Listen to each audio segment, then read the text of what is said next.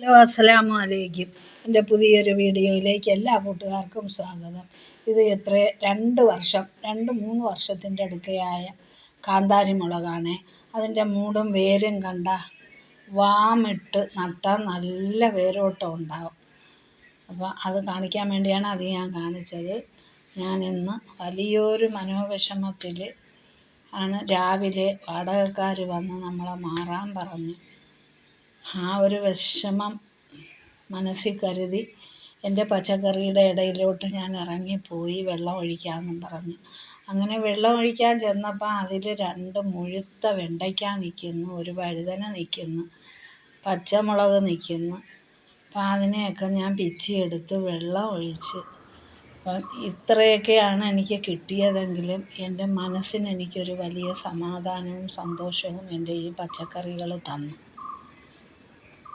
വല്ലാത്ത ഒരവസ്ഥയിൽ മനസ്സിൻ്റെ വിഷമതയും കൊണ്ടാണ് ഞാൻ ആ പച്ചക്കറിയിലോട്ട് ഇറങ്ങിച്ചെന്നത്. ആ പരുവമായി പാവാൻ ഞാൻ നിർത്തിയിരുന്നതാണ്.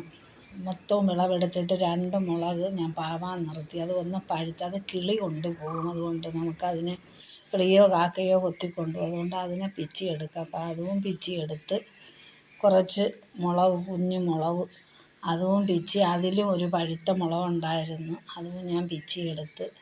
അതും പാവാനാണ്. അപ്പോൾ ഇതെല്ലാം പാവണമെങ്കിൽ നമ്മളിവിടെയോ അല്ലെങ്കിൽ വേറൊരിടമോ നമ്മൾ കണ്ടുപിടിക്കണം. അപ്പോൾ ആ വെള്ളം ഒഴിച്ച് ഇത്രയും പച്ചക്കറി എനിക്ക് കിട്ടി. എൻ്റെ മനസ്സിനൊരു സമാധാനവും കിട്ടി.